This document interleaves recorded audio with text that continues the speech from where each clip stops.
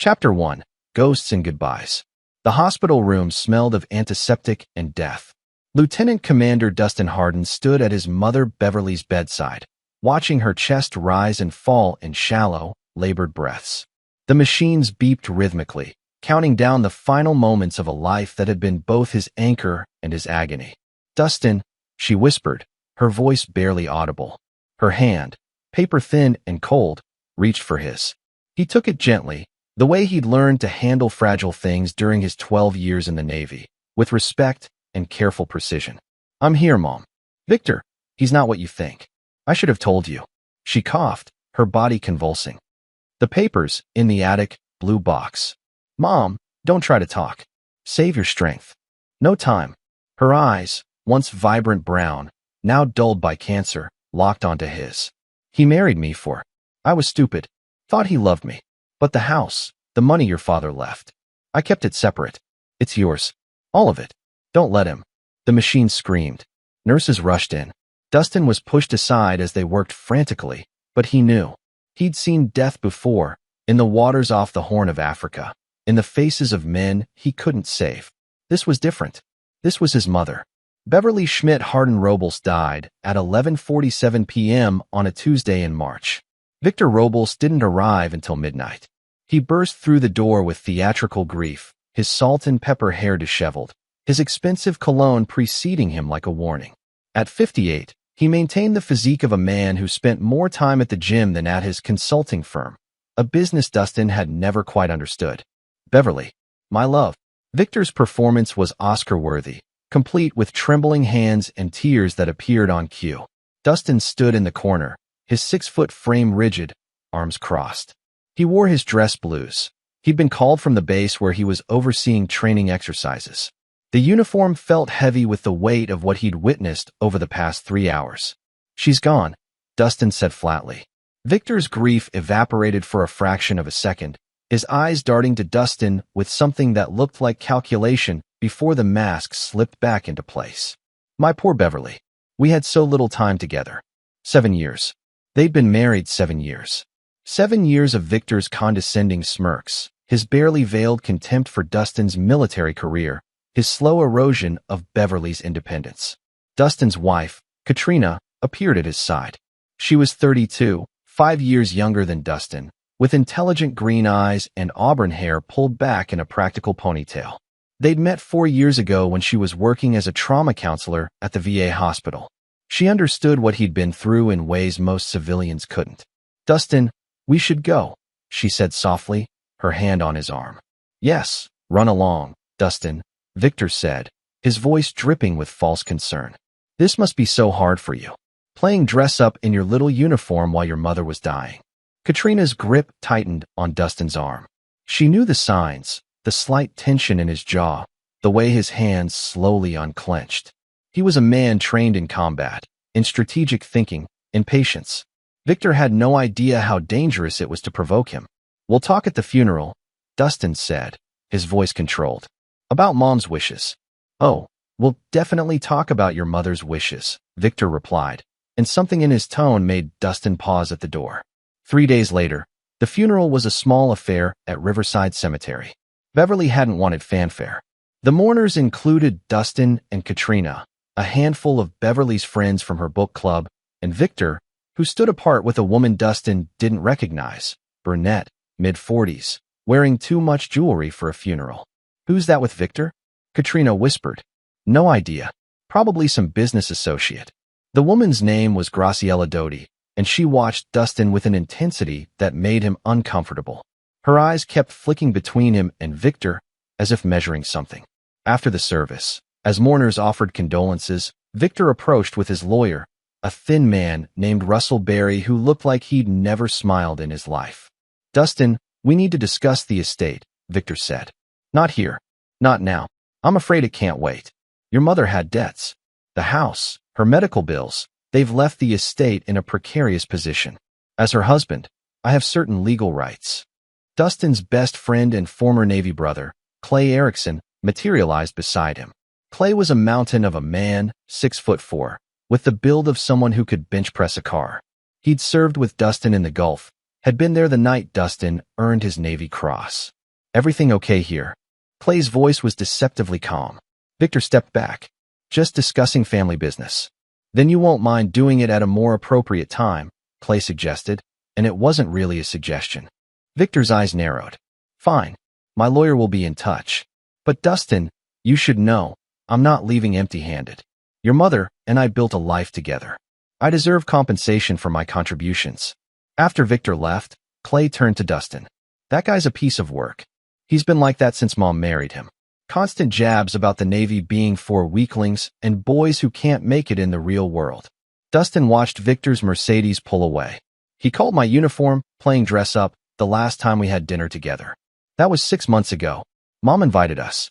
He spent the whole meal mocking my service. What did you do? Katrina asked. I sat silent. Took it. Because Mom loved him, God knows why, and I didn't want to upset her. Dustin's voice was hollow. I regret that now. I should have said something. He's afraid of you, Clay observed. That's why he attacks. Men like that, they can smell real strength, and it terrifies them. Chapter 2, The Reading. A week later, they gathered in the office of Beverly's estate lawyer, Annette Garcia. She was a sharp woman in her 40s with kind eyes and a reputation for fierce advocacy. Her office was lined with law books and family photos. She had 3 kids, Dustin knew, and a husband who taught high school. Thank you all for coming, Annette said, adjusting her reading glasses. Beverly Schmidt-Harden-Robles was very specific about her final wishes. Victor sat across from Dustin and Katrina, Russellberry beside him. Graciela Doty was also present, which raised Dustin's eyebrows. Ms. Doty is here as a potential witness to Mrs. Robles's character in her final months, Russellberry explained before anyone could ask. Annette's expression suggested she found this highly irregular, but continued. The estate consists primarily of the family home at 1247 Oak Street, valued at approximately $850,000, a savings account with $120,000, Beverly's personal effects, and a life insurance policy worth $500,000. Victor leaned forward. However, Annette continued, the house was purchased by Beverly's first husband, Thomas Harden, and was held in a trust for their son, Dustin Harden. Beverly had a life estate, meaning she could live there until her death, at which point full ownership reverts to Dustin. That's ridiculous, Victor snapped. I lived in that house. I made improvements. I have rights. The trust is ironclad, Mr. Robles. As for the savings and life insurance, Beverly left very specific instructions. Annette pulled out a handwritten letter. She wrote this 2 weeks before her death. To my son Dustin, who has always made me proud, I leave everything I have the power to give. He is the best man I've ever known, and I'm sorry I didn't protect him more from the man I foolishly married. To Victor, who knows what he did, I leave nothing but my contempt. The room went silent. Victor's face turned purple. She was under duress. Medications. She didn't know what she was writing. She was lucid, Annette said firmly. I witnessed this document myself, along with 2 nurses. It's legally binding. We'll contest this, Russellberry said, already making notes. Undue influence. Her son is military. He could have coerced her.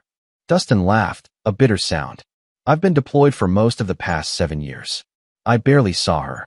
Exactly. Victor stood, his chair scraping back. You abandoned her. Left her with me to care for her, and now you want to swoop in and take everything? I gave up years of my life. You gave up nothing, Katrina said quietly, but with steel in her voice. Beverly had home health aides. Friends. A support system. You were barely there. You don't know anything. Victor's mask was slipping. That woman, she promised me. She said when we got married that I'd be taken care of. She lied. Annette's eyebrows rose. Mr. Robles, I'd advise you to consult with your attorney before saying anything else. But Victor was past listening. I'll sue. I'll take this to court. He's not stable anyway. Military trauma, PTSD, who knows what else. He's unfit to manage an estate of this size. Dustin remained eerily calm, the same calm he'd cultivated under enemy fire.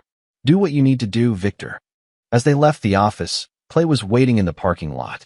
He'd been doing reconnaissance, his word, and his expression was grim. We need to talk, Clay said. I did some digging on Victor Robles. Your stepfather isn't who he claims to be. Chapter 3, Buried Secrets.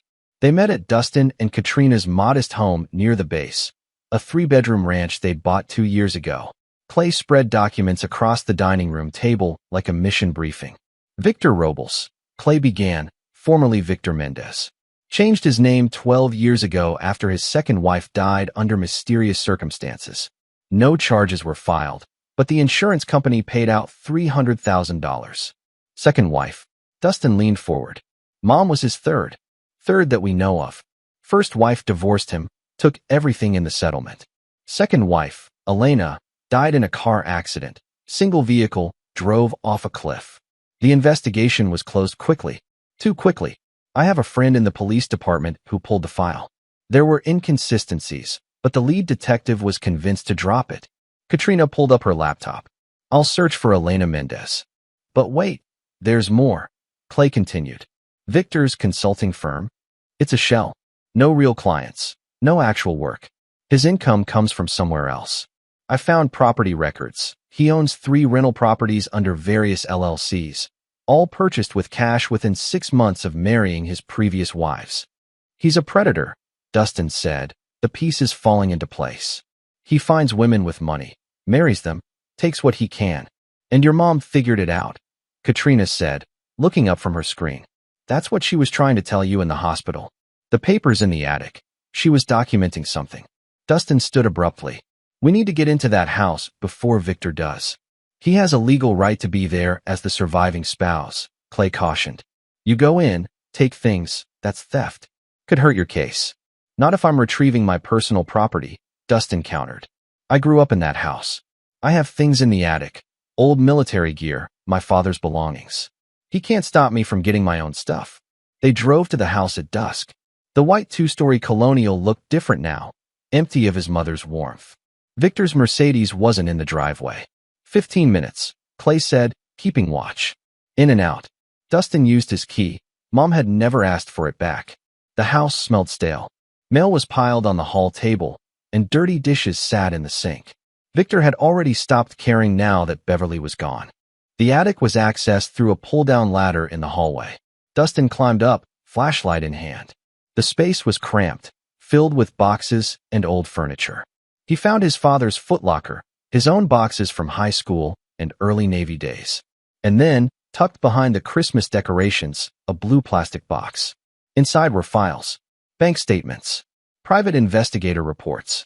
Beverly had hired someone to look into Victor 6 months ago. The PI's findings were damning. Victor's real name, his previous marriages, a pattern of financial manipulation. There were also photos, Victor with Graciela Doty, dated 3 months before Beverly's death. They weren't just business associates. At the bottom of the box was a USB drive and a note in Beverly's handwriting. Dustin, if you're reading this, I'm gone, and I'm sorry. I was a fool. I thought I could handle Victor, thought I could divorce him quietly and avoid a scene. But he found out. He threatened me. Said he'd ruin you, destroy your career with lies. I couldn't let that happen. This drive has everything, recordings, financial records, proof of what he is. Use it. Stop him. I love you. Mom. Dustin's hands trembled. His mother had been threatened, terrorized, and she'd protected him anyway. Dustin. Clay's voice floated up. Car in the driveway. We need to go. Now. Dustin grabbed the blue box, his father's medals, and climbed down. They were halfway to the front door when it opened. Victor stood there, Graciela beside him. Behind them, a police officer. That's him. Victor pointed at Dustin. Breaking and entering. Theft. Officer, arrest him. The cop, a young man who looked barely out of the academy, stepped forward uncertainly. Sir, I need you to put down the box and step outside. This is my house, Dustin said calmly. My mother left it to me. I'm retrieving my personal property. The estate is in probate. Russell Berry appeared behind Victor. Of course he was here. This was planned. Until the court rules, you have no right to remove anything. Those are my father's military medals and my childhood belongings. You have no right to keep them. The young officer looked between them, clearly out of his depth. Maybe we should all just calm down and... He's stealing. Victor's face was red. He's unstable. Military trauma. He probably has weapons in that box. He's dangerous. Dustin carefully set the box down and raised his hands. Years of military discipline kept his voice steady. Officer, I'm Lieutenant Commander Dustin Hardin, U.S. Navy. I'm unarmed. In that box are personal papers, my father's medals, and family documents. You're welcome to inspect them." The officer looked relieved at the reasonable response. He examined the contents. Nothing illegal, just papers and medals. "This seems like a civil matter, sir," he said to Victor. "I can't arrest him for taking his own belongings." "Then we'll do this the legal way," Victor snarled. "You want to fight, Dustin? You'll get one. By the time I'm done, everyone will know what you really are, a broken soldier playing hero." As they left, Dustin heard Graciela whisper to Victor, "Are you sure about this? He's not what you expected." "He's weak," Victor replied, loud enough for Dustin to hear. "They're all weak. The uniform doesn't make him a man." In the car, Clay gripped the steering wheel. "That son of a bitch. Dustin, I've seen you under fire.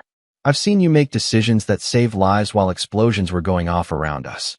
You're the strongest person I know. Don't let him get in your head." "He's not," Dustin said quietly, the blue box in his lap.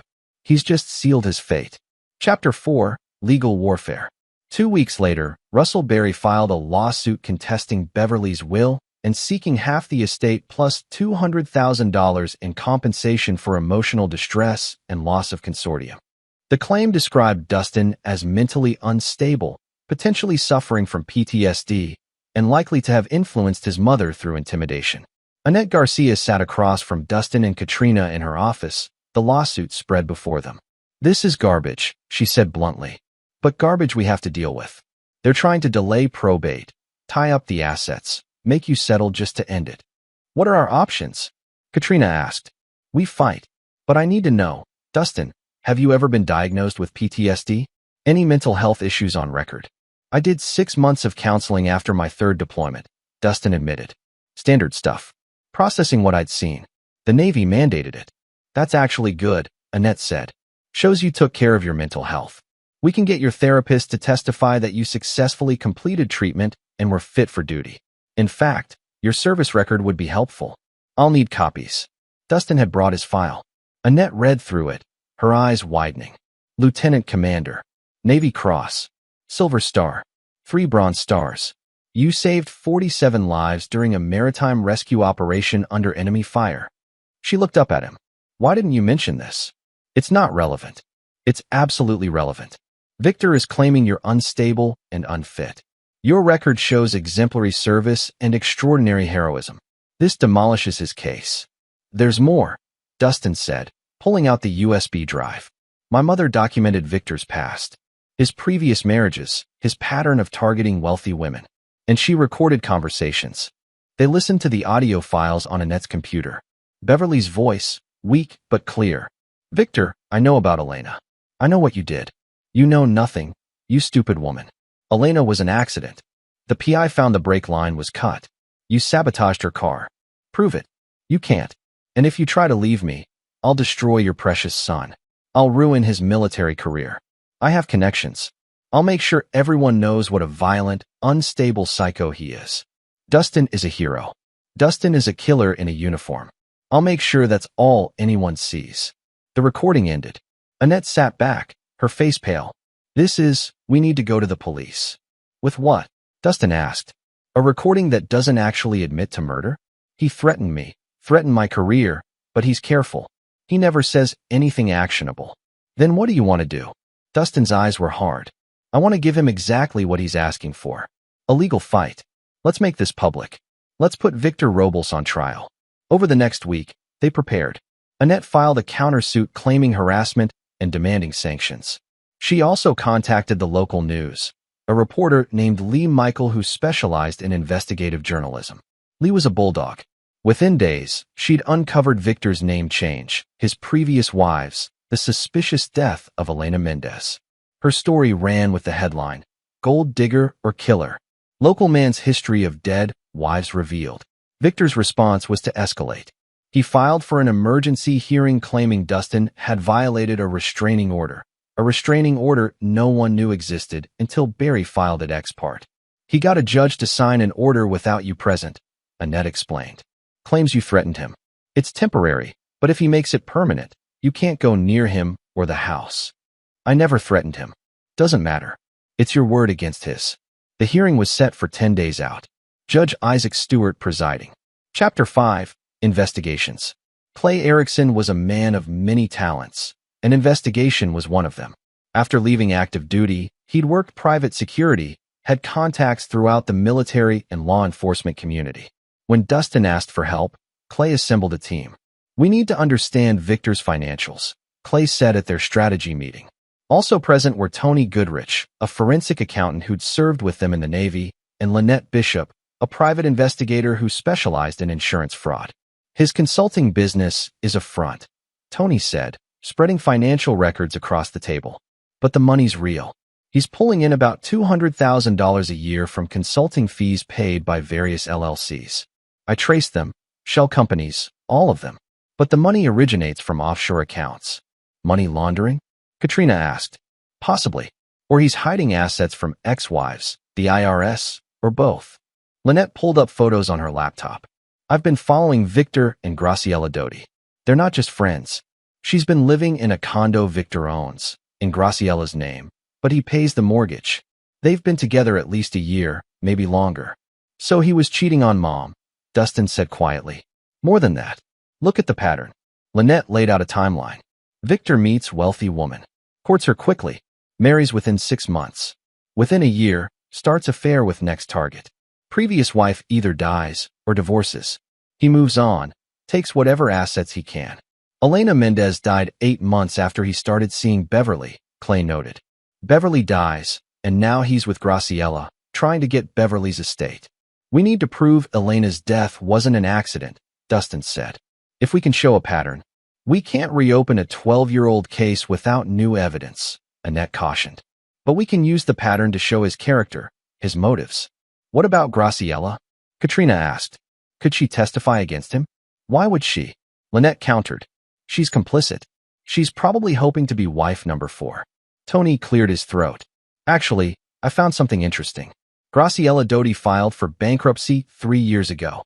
Lost her business, her house, everything. Suddenly, she's driving a new BMW and wearing designer clothes. Where's the money coming from?" "Victor," Clay said. "He's funding her lifestyle." "Which means she's dependent on him," Dustin observed. "And if Victor goes down, she loses everything again. So we offer her a deal," Annette said. "Immunity in exchange for testimony." "She won't take it," Dustin said. "Not yet. She thinks Victor's going to win. We need to shake her confidence first." The emergency restraining order hearing arrived. Judge Stewart was a no-nonsense woman in her 60s who'd seen every trick in the book. Victor took the stand first, Russell Berry leading him through his testimony. "Mr. Robles, can you describe the incident that led you to seek this order?" "Dustin broke into my home," Victor said, playing the victim perfectly. "He threatened me, said he'd make me pay for disrespecting his mother. He was aggressive, violent. I feared for my safety." "He broke into your home?" "The house I shared with my late wife." "Yes. And what did he take?" "Personal documents. Family papers. Things he had no right to." On cross-examination, Annette went for the throat. "Mr. Robles, you testified this was your home. But the house was owned by Beverly Hardin's trust, correct? We live there together. But you have no ownership interest, do you?" "My wife. Your late wife, who explicitly disinherited you in her will. The house belongs to Dustin Hardin. So when he entered the property with his own key to retrieve his personal belongings, he wasn't breaking in, was he?" Victor's jaw tightened. He had no right. The police officer at the scene determined it was a civil matter and declined to arrest Mr. Hardin. "Isn't that correct?" The officer was inexperienced. "So everyone's wrong except you?" Annette let that hang. "Mr. Robles, you testified my client threatened you. What exactly did he say?" "He said I'd pay. Those exact words." "You'll pay?" Victor hesitated. "Words to that effect." "Can you be more specific?" "It was the way he looked at me. Military men, they're trained killers. I know violence when I see it." "Objection," Annette said calmly. "Speculation and prejudice." "Sustained," Judge Stewart said. "Mr. Robles, stick to what was actually said or done." "He intimidated me with his presence." "His presence. He intimidated you by existing in proximity to you. He's dangerous." "Based on what? The fact that he served his country? That he saved 47 lives under enemy fire and received the Navy Cross for valor?" Russell Berry jumped up. "Objection. Relevance. Goes to character, Your Honor, Annette said. Mr. Robles is painting my client as violent and unstable. His actual record shows the opposite. Judge Stewart looked at Victor over her glasses. I'm going to allow it. Continue, Ms. Garcia. Mr. Robles, were you aware that Lieutenant Commander Hardin has never been disciplined for violent behavior? That his military record is exemplary? That he's been evaluated multiple times and found psychologically fit for duty? I know what I saw. What you saw was a man retrieving his belongings from his own house. Let me ask you something else. Were you having an affair with Graciela Doty while married to Beverly Hardin? Objection. Barry was on his feet. Relevance. Goes to credibility, Your Honor. Mr. Robles is claiming emotional distress over his wife's death, while simultaneously maintaining a relationship with another woman. I'll allow it. Answer the question, Mr. Robles. Victor's face flushed. Graciela is a friend and business associate who lives in a condo you pay for, who was present when you had my client nearly arrested, who seems very invested in the outcome of this estate dispute. The hearing went downhill for Victor from there. Judge Stewart denied the restraining order. Mr. Robles, I find your testimony unconvincing, she said. This appears to be a transparent attempt to harass the rightful heir to the estate. The temporary order is dissolved. Furthermore, I'm ordering you to vacate the premises at 1247 Oak Street within 30 days. This court is adjourned. Outside the courtroom, Victor grabbed Dustin's arm. You think you've won? This isn't over. Dustin looked down at Victor's hand on his uniform sleeve, then back up at Victor's face. His voice was quiet, controlled. Take your hand off me. Something in his tone made Victor step back. Clay moved closer, a wall of muscle and loyalty. Walk away, Victor, Clay advised. Before you do something you'll regret. As Victor stalked off with Barry and Graciela, Katrina squeezed Dustin's hand. That went well. Too well, Dustin said, watching Victor's retreating back. He's going to do something stupid. Chapter 6. The Trap Springs. Victor did something stupid 3 days later. He filed an amended lawsuit claiming not just half the estate, but the entire thing, alleging that Dustin had orchestrated Beverly's death through neglect and emotional abuse, and was thus ineligible to inherit under California's Slayer statute. He's insane, Katrina said, reading the filing. He thinks you killed your own mother? He's desperate, Annette corrected. And desperate men make mistakes. This is actually good for us. How is accusing my husband of matricide good? Because now he has to prove it. And he can't. Meanwhile, we can use discovery to dig into his finances, his past, everything. He just opened the door. The discovery process was brutal. Victor's attorneys requested Dustin's complete military records, medical records, financial documents, everything. Annette requested the same from Victor, and that's when things got interesting. He's refusing to comply, Annette reported 2 weeks later. Claims his financial records are protected business information. The judge gave him 1 week to produce documents or face sanctions. He's hiding something, Tony Goodrich said. And I think I know what. Look at this. He pulled up a spreadsheet. Victor filed for bankruptcy in 2015, claimed he was broke. But 6 months later, he bought a rental property for $400,000 cash. Where did that money come from? Elena's life insurance, Dustin said. Paid out in 2014. But if he received $300,000 from her death, he should have disclosed it in the bankruptcy filing. He didn't. That's bankruptcy fraud. Clay smiled grimly.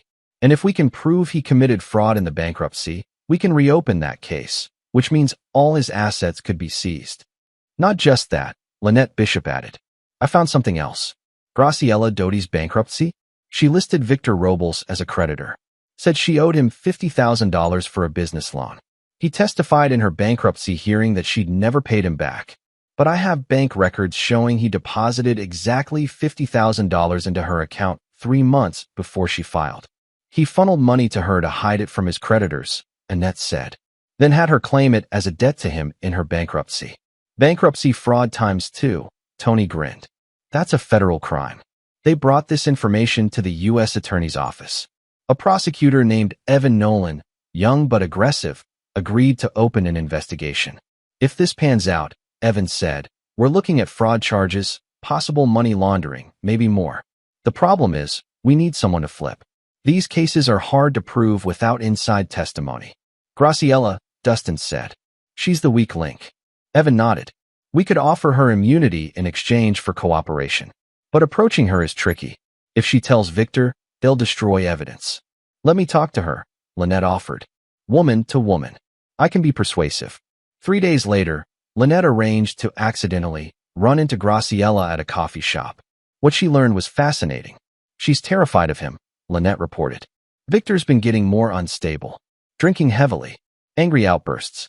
She said he smashed his phone last night after getting news about the discovery deadline. Is she willing to talk? Annette asked. She wants guarantees. Immunity, witness protection, financial support. She knows if she betrays Victor, he'll come after her. We can offer the first two, Evan Nolan said. But she has to give us something substantial first.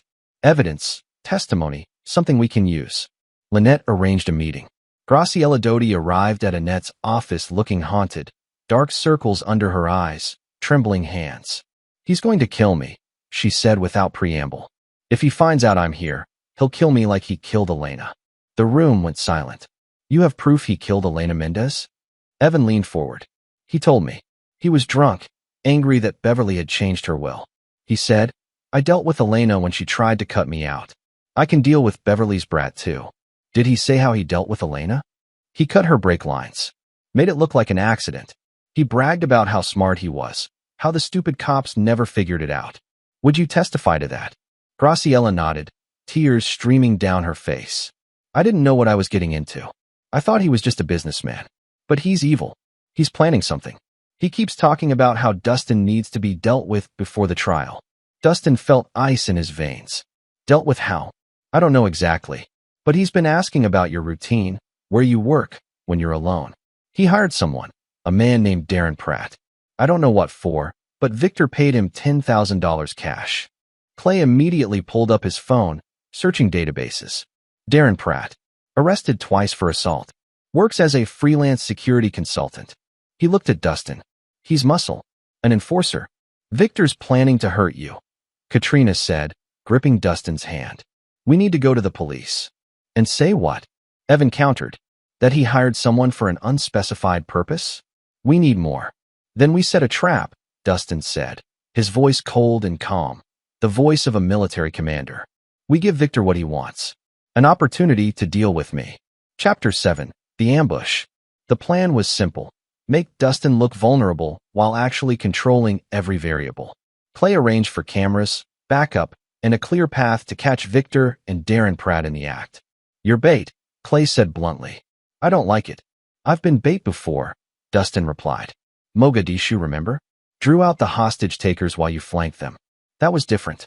We had a whole SEAL team. We have Annette's investigator team, off-duty cops we trust, and the FBI on speed dial. It'll work. They leaked information through Graciela, carefully controlled details about Dustin's schedule. A late-night visit to the Oak Street house to collect more of his mother's belongings. Alone. No Clay, no Katrina. Just Dustin, vulnerable. The night of the operation, Dustin arrived at the house at 10 p.m. The street was dark, quiet. Inside, cameras were hidden in every room, audio recording devices everywhere. Clay and 3 former military contractors were stationed in the house next door, watching. 2 off-duty police officers waited in an unmarked car down the street. Dustin went through the motions, opening boxes, sorting through his mother's things. The grief was real. Beverly's handwriting on labels, her clothes still in the closet, the smell of her perfume faint but present. At 10:47 p.m., a car pulled up. Victor's Mercedes. But Victor stayed in the car. Darren Pratt got out, a muscular man with a shaved head and prison tattoos creeping up his neck. Dustin watched through a window as Pratt approached the house. He was carrying something, a tire iron. Subjects approaching. Clay's voice came through Dustin's hidden earpiece. Pratt is armed. Victor's still in the vehicle. You have backup in 30 seconds if needed. Pratt didn't knock. He tried the back door, found it unlocked. Dustin had left it that way on purpose. The man entered the kitchen, moving with the confidence of someone who'd done this before. Dustin stood in the living room, waiting. When Pratt came around the corner, tire iron raised, Dustin didn't flinch. You must be Darren, Dustin said conversationally. Victor send you? Pratt sneered. Smart guy, huh? Won't be so smart when I'm done with you. I'll give you one chance to walk away. Or what? You gonna fight me, soldier boy? Pratt swung the tire iron. Dustin moved. 12 years of military combat training, countless hours of hand-to-hand combat drills, muscle memory honed in real combat situations. He sidestepped the swing, grabbed Pratt's wrist, and used the man's momentum to send him crashing into the wall. The tire iron clattered to the floor. Pratt was tough. Dustin had to give him that. He came up swinging, landed a punch to Dustin's ribs. But Dustin had taken worse. He swept Pratt's legs, put him on the ground, and had him in an arm lock before the man could react. "Clay, we're good," Dustin said into his mic, "call it in." Police sirens wailed in the distance. Pratt struggled, but Dustin's hold was iron. Outside, Victor realized what was happening. He threw the Mercedes in reverse, but the unmarked police car was already blocking him in. Officers approached with guns drawn. "Victor Robles, step out of the vehicle." In the house, more officers flooded in. They found Dustin calmly restraining Pratt, who was cursing and threatening lawsuits. Breaking and entering, assault with a deadly weapon, the lead officer said, cuffing Pratt. "You have the right to remain silent." Outside, they arrested Victor on conspiracy to commit assault, possibly attempted murder, depending on what Pratt was willing to say to reduce his sentence. "This is a setup," Victor screamed as they cuffed him. "He attacked my associate. This is entrapment." "Your associate broke into the house with a weapon," the officer replied. "And we have you on camera sitting in the car, watching. You're an accomplice." Katrina arrived as they were loading Victor into a police car. She ran to Dustin, checking him over for injuries. "I'm fine," he assured her. "Pratt got one punch in, that's all." "You're insane. What if he'd had a gun?" "He didn't. Victor's too smart for that. A gun means premeditated murder. A tire iron can be explained as intending intimidation that got out of hand. But it's enough." Clay clapped him on the shoulder. "Good work, Commander. Just like Mogadishu." Except in Mogadishu, nobody questioned whether I was the good guy. Chapter 8, The Reckoning. Victor made bail after 2 days, but the damage was done. The arrest made headlines. Lee Michaels' follow-up story detailed everything: the pattern of dead wives, the financial fraud, the attempted assault. More importantly, Darren Pratt decided to talk.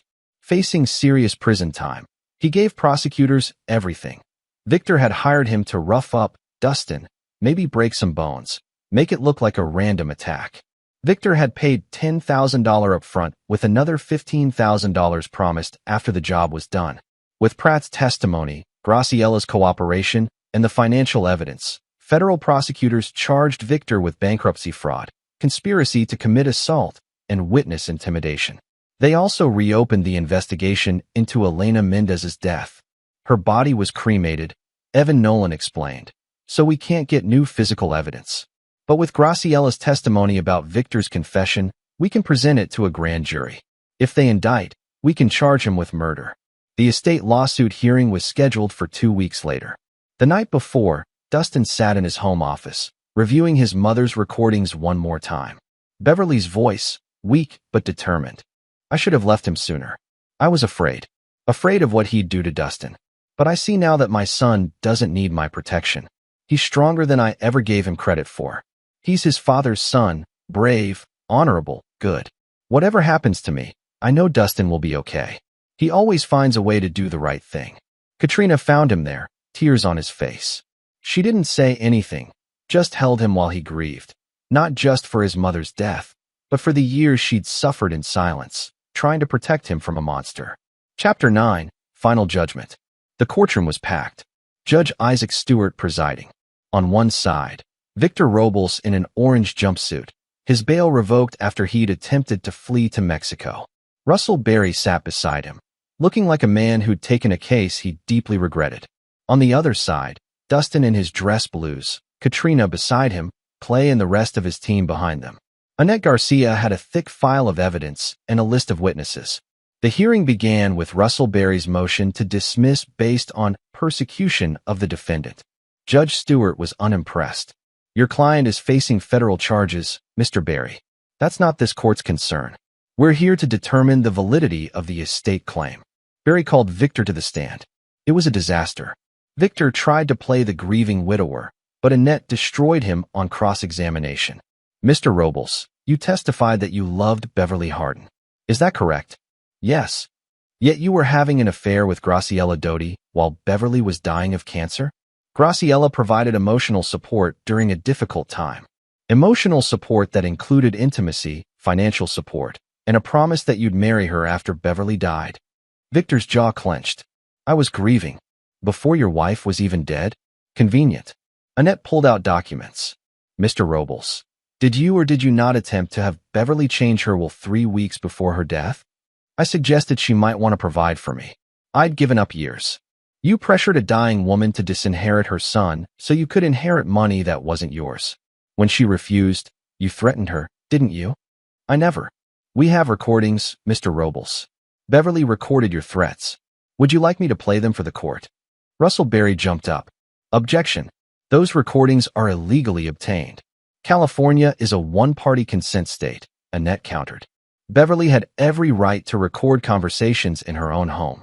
They're admissible. Judge Stewart nodded. Play the recordings. The courtroom listened in silence as Victor's voice filled the space, threatening Beverly, threatening Dustin, revealing his true nature. By the end, several spectators were in tears. Your Honor, Annette said, I'd like to call Lieutenant Commander Dustin Hardin to the stand. Dustin stood, straight-backed in his uniform, and took the oath. Commander Hardin, Annette began formally. Can you describe your military service for the court? I enlisted in the Navy at 18. Served 12 years, including 3 combat deployments. I'm currently assigned to training operations at the naval base. Have you received any commendations? Yes, ma'am. The Navy Cross, Silver Star, 3 Bronze Stars, Purple Heart, and various unit commendations. Judge Stewart looked up sharply. The Navy Cross? That's the second highest military decoration for valor, isn't it? Yes, Your Honor. What did you do to earn it? Dustin hesitated. He never liked talking about that night. But Annette had prepped him. This was important. During my second deployment, our vessel was conducting anti-piracy operations off the Horn of Africa. We received a distress call from a civilian cargo ship under attack. When we arrived, the situation had deteriorated. The pirates had boarded, taken hostages, and set fires. The ship was sinking. He paused, the memories vivid. I led a boarding team. We engaged the pirates, secured the vessel, and evacuated 47 crew members, men, women, and children. The ship went down 90 seconds after the last person was off. 3 of my team members were wounded in the operation.